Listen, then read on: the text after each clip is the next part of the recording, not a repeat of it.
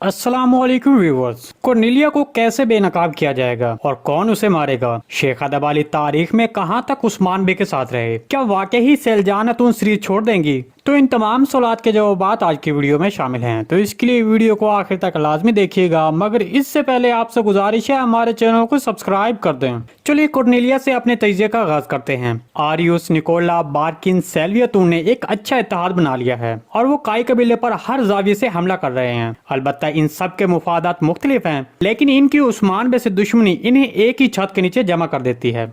इस इत्तेहाद में सबसे कमजोर कड़ी बिलाशुबा कॉर्नेलिया है। कॉर्नेलिया सिर्फ एक मोहरा है जिसे किसी भी वक्त कुर्बान किया जा सकता है। जैसे ही कॉर्नेलिया की हकीकत जाहिर होने लगेगी, आरियुस कॉर्नेलिया का काम तमाम कर देगा। तो फिर कॉर्नेलिया की हकीकत कब जाहिर होगी? देखें, कोई भी कॉर्नेलिया पर शक नहीं करेगा, क्योंकि वो अब काई कबीले में सिर्फ एक तनहा मुलाजमा रह गई है, जिसकी वजह से सब उस पर तर्स करते हैं। लेकिन गुज़िश्ता किस्म में शेख अदब अली के साथ होने वाले वाक़े से कुमरुल अब्दाल इस बात को समझ जाएगा कि शेख अदब अली को जहर दिया गया था। देखिए, यहाँ पर सिर्फ 4 लोग ही हैं जिनका इस जहरीले सूप से बराह रास्त ताल्लुक था। पहला सैलजान खातून जिसने सूप बनाया, दूसरा कॉर्नेलिया और ज़हरा जिन्होंने इसे बनाने और ले जाने में मदद की, और तीसरा बाला खातून जिसने शेख अदब अली को वो सूप पिलाया। तो जब उस्मान बे इस वाक़े की तहकीक करेंगे तो उस्मान बे इन 4 लोगों में से 2 को एक तरफ कर देंगे, जिन पर शक की कोई गुंजाइश भी नहीं पैदा होती, मतलब सैलजान खातून और बाला खातून, और दूसरी तरफ बाकी रह गए 2 लोग, ज़हरा और कॉर्नेलिया। तो यहाँ पर कॉर्नेलिया एक बार फिर चालाकी कर सकती है, मतलब वो ज़हरा के खेमे में जहर की बोतल रख सकती है।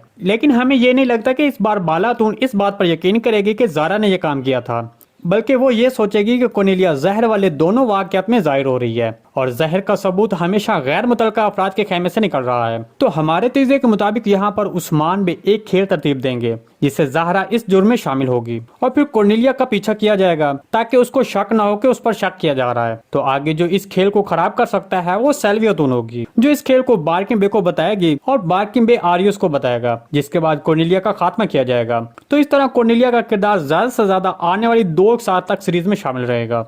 दूसरी तरफ नए ट्रेलर में हमने देखा कि उस्मान बे ने एक नया किला फतह किया है। तो इसके बारे में आपको बता दें कि ये इन्हिसार किला होगा जो एनागोल किले के इर्द गिर्द के इलाके में होगा। चूंकि एनागोल किले को फतह करने के हवाले से मंसूबाबंदी की जा रही थी, इसलिए एनागोल किले को फतह करने से पहले इन्हिसार किले को फतह करना जरूरी था। इसके अलावा सीरीज के दिलचस्प मौजूआत में से एक शेख अदब अली का मौजू है।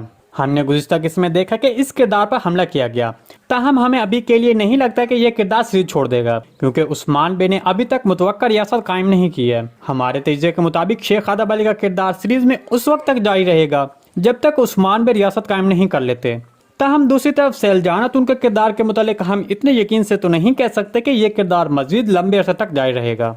आपको इसके बारे में क्या लगता है? कमेंट सेक्शन में लाजमी बताइएगा। आज की वीडियो वजह तक थी, उम्मीद है आपको पसंद आई होगी।